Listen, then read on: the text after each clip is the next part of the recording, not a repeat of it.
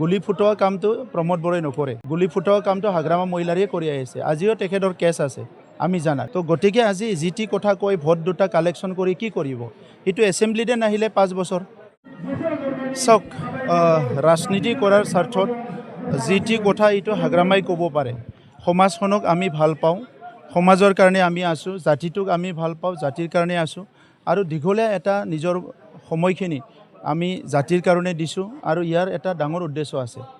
আৰু আজিৰ সময়ত এই যি টি কথাবিলাক হাগ্ৰামা মহিলাৰে ক'ব পাৰে। গুলি ফুটোৱা কামটো প্ৰমোদ বৰাই নকৰে। গুলি ফুটোৱা কামটো হাগ্ৰামা মহিলাৰে কৰি আহিছে। আজিও তেখেতৰ কেছ আছে আমি জানাত। তো গতিকে আজি যি টি কথা কৈ ভোট দুটা কালেকশ্যন কৰি কি কৰিব? এইটো এছেম্বলিতে নাহিলে 5 বছৰ। যি মানুহ এছেম্বলিতে আহিবলৈ সাহস নাই, ই চৰকাৰ চলাব?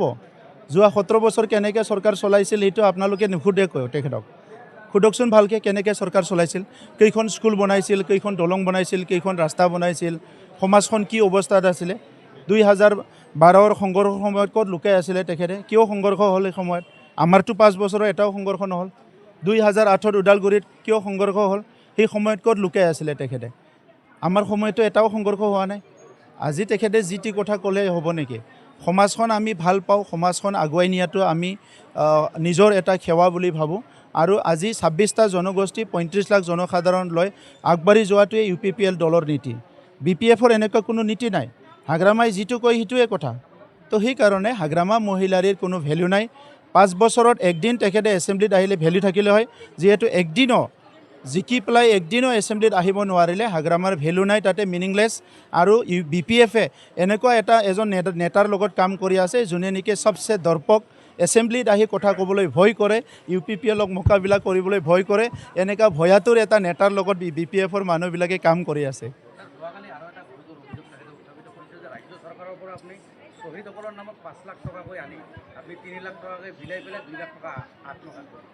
চাওক, হাগ্ৰামা মহিলাৰে ইয়াৰ ওপৰত RTI দিয়ক, হাগ্ৰামা মহিলাৰে ওপৰত কেছ দিয়ক। এই কামটোৰ কাৰণে মই জেলতো যাবলৈ ৰেডি আছোঁ। হাগ্ৰামা মহিলাৰে এই কামটোৰ কাৰণে কিবা CBI দিয়ে, কিবা দিয়ে, NIA ইনকুৱাৰী দিয়ক, তাৰপিছত কওক। শ্বহীদক চাওক, শ্বহীদক মাত্ৰ 17 বছৰত 300 জনক তেখেতে দিব পাৰিছিলে। এতিয়া আমি 17 বছৰত 1000তকৈ বেছি দিব পাৰিলোঁ। 1000তকৈ বেছি শ্বহীদক আমি মাত্ৰ 4-4টা বছৰত 1000তকৈ বেছি শ্বহীদক এক্স গ্ৰেচিয়া দিব পাৰিছোঁ। 17 বছৰত তেখেতে কিহৰ কাৰণে মাত্ৰ 300 জনক দিছিলে? কিহৰ কাৰণে? মাকসকলৰ কাৰণে আজি আমি বীমা চিবিনাই বিথাংখি আনিছোঁ। তেখেতেতো এই কথাবিলাক ভাবিবই নোৱাৰে। UPPL আৰু এপছু একেটা সংগঠন বুলি কৈছে। যদি নিৰ্বাচন তেখেতে খেলে তেনেহ'লে আপছুক আঁতৰাই পেলাই UPPL অকলে নিৰ্বাচনত জয়ী হৈ দেখাওক বুলি কৈছে। হাগ্ৰামাৰ প্ৰত্যাহ্বানবিলাক আগতে বহুতবাৰ ক'লে তেখেতে। এইবিলাক কথা কৈয়ে তেখেতে বুঢ়া হৈ গ'ল আৰু নতুনকৈ ক'ব লগা একো নাই। চ' সেইকাৰণে আজি হাগ্ৰামাই কোৱা কথা আপোনালোকে প্ৰশ্ন কৰি আছে। মোকো সোধক, 5 বছৰ ময়ো চৰকাৰ চলালোঁ, ময়ো কাম কৰিলোঁ।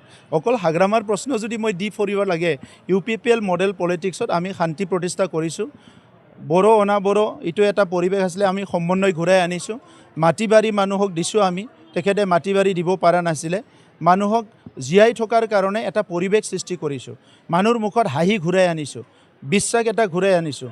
এই কথাবিলাক আমি কৰিছোঁ, এইটো হাগ্ৰামাই কৰা নাই। হাগ্ৰামাৰ সময়ত ভয়কৈ সময় কটাব লগা হৈছিলে। চব মানুহে দিনে নিশাই ভয়কৈ সময় কটাব লগা হৈছিলে। জীৱনটো মানে এনেকুৱা হৈছিলে যে দিন নাযায় ৰাতি নাযায়, তেনেকুৱা পৰিৱেশ হৈছিলে।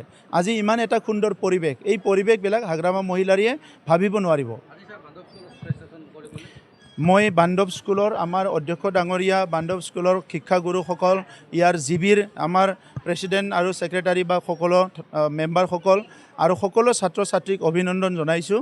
আজি বিজনীত আমাৰ যিটো বডোলেণ্ড চৰকাৰ আৰু ভূমিকা স্পেচ চেণ্টাৰৰ লগত আমি একেলগে কাম কৰি আছিলোঁ।